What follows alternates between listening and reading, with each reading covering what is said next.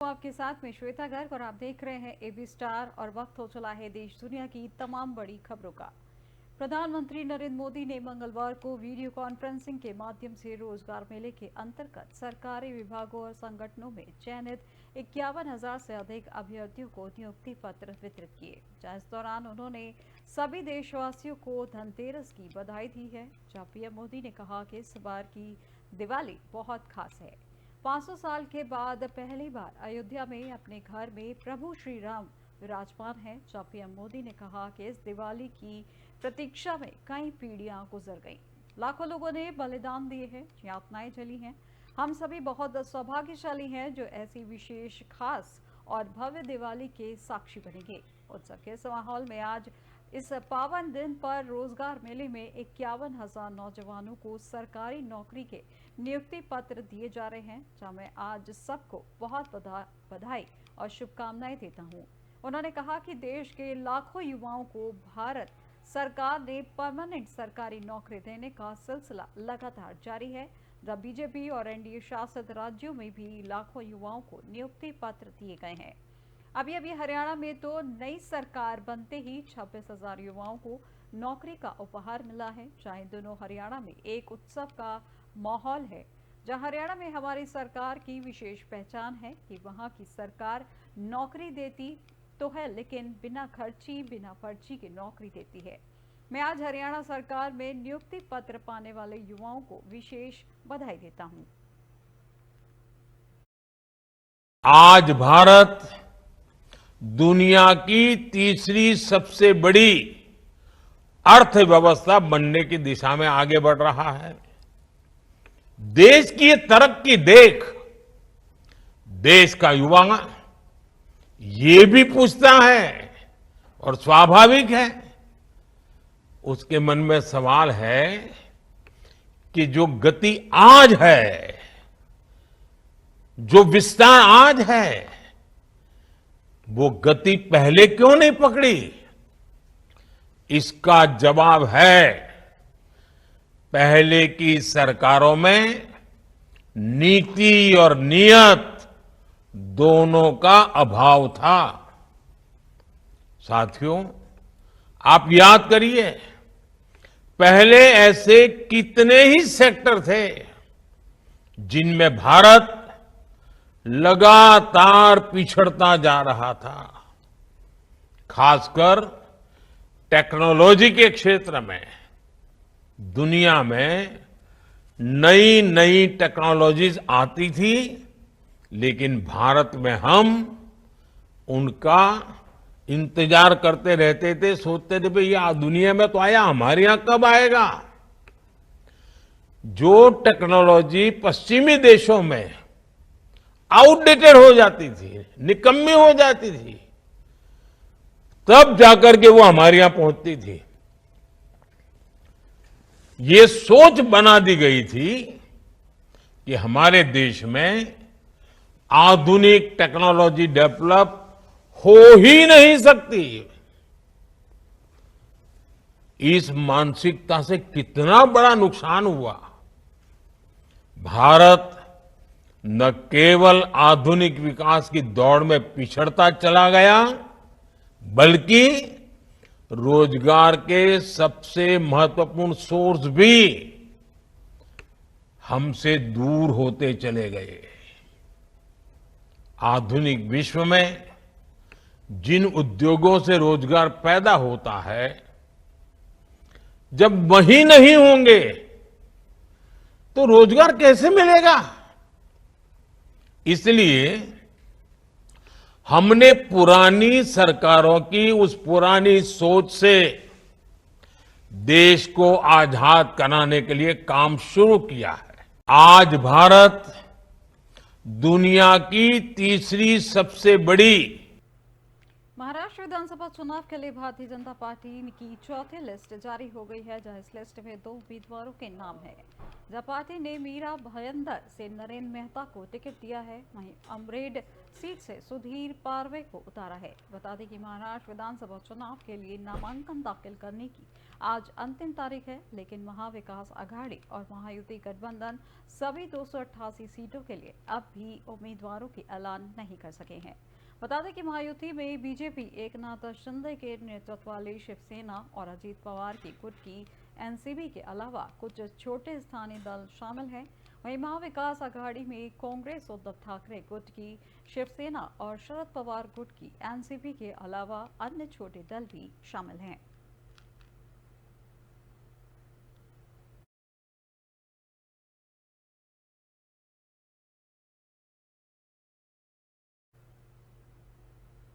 दिल्ली महिला आयोग में भर्ती में अनियमितता मामले में रावजपन्नी कोर्ट में आम आदमी पार्टी की राज्यसभा सदस्य स्वाति मालीवाल को राहत दी गई है, जहां कोर्ट ने मंगलवार 29 अक्टूबर को दिल्ली महिला आयोग की पूर्व अध्यक्ष को 2 नवंबर से 15 नवंबर तक विदेश जाने की अनुमति दे दी।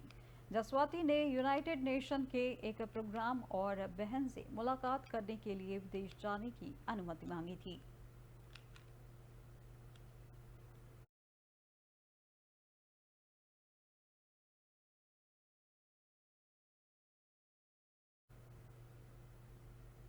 दिल्ली उच्च न्यायालय ने मंगलवार को अंकुश जैन और वैभव जैन को 2017 के धन शोधन मामले में जमानत दे दी थी, जिसमें दिल्ली के पूर्व मंत्री सत्येंद्र जैन भी शामिल है। न्यायमूर्ति मनोज कुमार ओहरी की पीठ ने फैसला सुनाते हुए कहा कि दोनों मामलों में जमानत मंजूर की जाती है, जहां प्रवर्तन निदेशालय ने मई 2022 में सत्येंद्र जैन को फरवरी 2015 से मई 2017 तक मंत्री के रूप में अपने पद का दुरुपयोग करके 1.47 करोड़ रुपए की आय से अधिक संपत्ति अर्जित करने के आरोप में गिरफ्तार किया था और जून 2022 में दोनों को कथित तौर पर लोक सेवकों को उनकी चल संपत्ति को अपनी संपत्ति के रूप में पेश करने में सहायता करने के आरोप में गिरफ्तार किया था।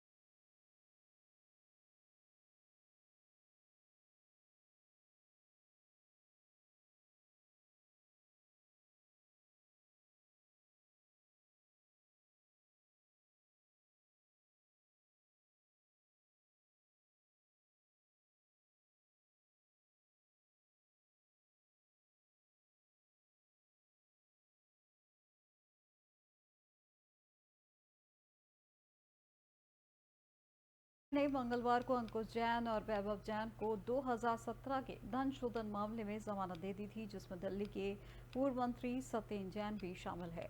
वहीं न्यायमूर्ति मनोज कुमार ओहरी की पीठ ने फैसला सुनाते हुए कहा कि दोनों मामलों में जमानत मंजूर की जाती है। प्रवर्तन निदेशालय ने मई 2022 में सत्येंद्र जैन को फरवरी 2017 से मई 2017 तक मंत्री के रूप में अपने पद का दुरुपयोग करके 1.47 करोड़ रुपए की आय से अधिक संपत्ति अर्जित करने के आरोप में गिरफ्तार किया था और जून 2022 में दोनों को कथित तौर पर लोक सेवकों को उनकी चल संपत्ति को अपनी संपत्ति के रूप में पेश करने में सहायता करने के आरोप में गिरफ्तार किया गया था।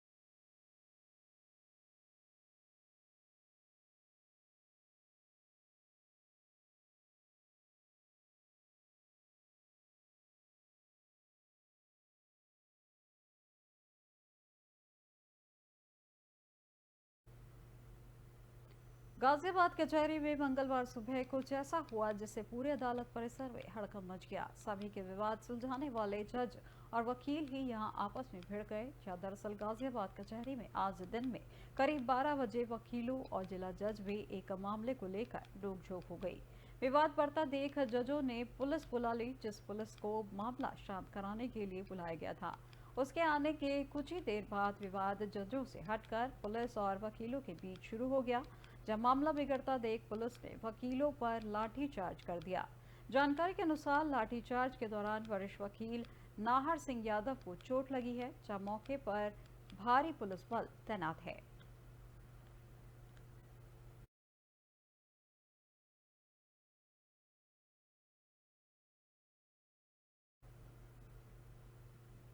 बिहार की राजधानी पटना में सोमवार रात मेट्रो बनाने के दौरान एक बड़ा हादसा हो गया, जहां निर्माणाधीन मेट्रो टनल में लोको मशीन का ब्रेक फेल होने से 2 मजदूरों की मौत हो गई। हादसे में 5 अन्य मजदूर घायल हुए हैं, जिनका अस्पताल में इलाज चल रहा है।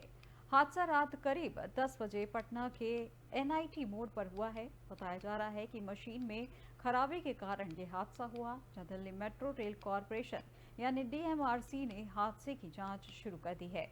हादसे के समय मजदूर टनल के अंदर काम कर रहे थे और लोको मशीन से टनल में सामान पहुंचाया जा रहा था। अचानक लोको मशीन का ब्रेक फेल हो गया और मशीन मजदूरों पर चढ़ गई। हादसे में एक मजदूर की मौके पर ही मौत हो गई है, जबकि 6 अन्य मजदूर गंभीर रूप से घायल हो गए हैं। सभी घायलों को तुरंत Patna medical college and hospital ले जाया गया है, जहां अस्पताल में इलाज के दौरान एक और मजदूर ने दम तोड़ दिया। हादसे में घायल हुए 5 अन्य मजदूरों का इलाज अभी भी जारी है। जैसे मामले पर पटना के पीर बहोर थाना के एसएचओ अब्दुल हलीम ने बताया कि सोमवार रात सुरंग में एक मशीन में खराबी के कारण 2 मजदूरों की मौत हो गई थी, जहां 6 मजदूर घायल हो गए थे।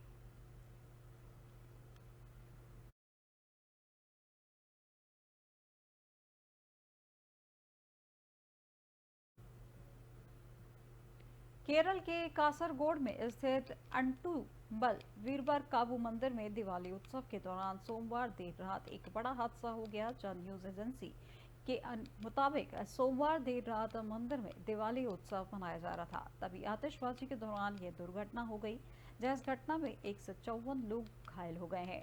बताया जा रहा है कि 8 लोगों की स्थिति काफी ज्यादा गंभीर है, जहां घायलों को कासरगोड, कन्नूर और मंगलुरु के विभिन्न अस्पतालों में भर्ती कराया गया है, जहां उनका इलाज चल रहा है। वहीं पुलिस के मुताबिक इस बात की आशंका जताई जा रही है कि हादसा उस वक्त हुआ जब मंदिर के पास फायर क्रैकर स्टोरेज फैसिलिटी में आग लग गई। दुर्घटना आधी रात को हुई, जहां मामले की गंभीरता को देखते हुए तत्काल जिला कलेक्टर के अलावा पुलिस के आला अधिकारी मौके पर पहुंच गए। दमकल विभाग ने आग बुझाने का काम शुरू कर दिया है। वहीं अंदर फंसे लोगों को बाहर निकाला गया, जहां स्थानीय लोगों ने भी अंदर फंसे लोगों को बचाने में काफी मदद की। जहां स्थानीय मीडिया रिपोर्ट्स पे यह दावा किया जा रहा है कि कानागढ़ जिला अस्पताल में भर्ती 5 लोगों की हालत ज्यादा गंभीर है। वहीं कासरगोड जिला कलेक्टर इंपा शेखर कलिमुख ने कहा कि कासरगोड नीलेश्वरम धाम में मंदिर में आतिशबाजी की दुकान में आग लगी थी, जहां इस दुकान के लिए जिला प्रशासन से कोई अनुमति नहीं मिल गई थी। पटाखे जलाने की अनुमति के लिए कोई आवेदन भी नहीं किया गया था। वहीं हादसे के बाद मंदिर आयोजकों को हिरासत में ले लिया गया है। उन्होंने कहा कि आयोजकों के खिलाफ मामला दर्ज कर कानूनी कार्रवाई की जाएगी। जिला प्रशासन ने घटना की प्रारंभिक जांच शुरू कर दी है।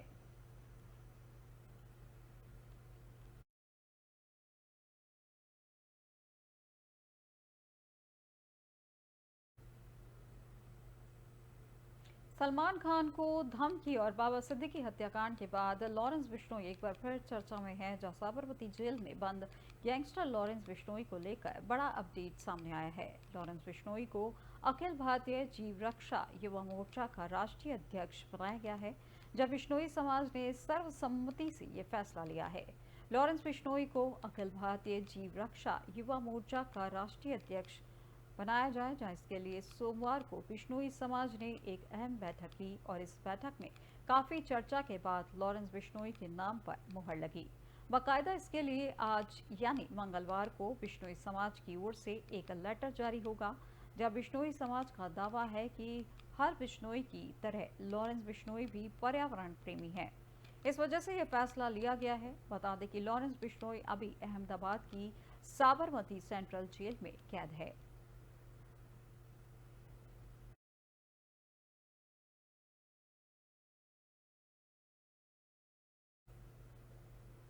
देश दुनिया की तमाम बड़ी खबरों में फिलहाल बस इतना ही और अधिक जानकारी के लिए देखते रहिए एबी स्टार। नमस्कार।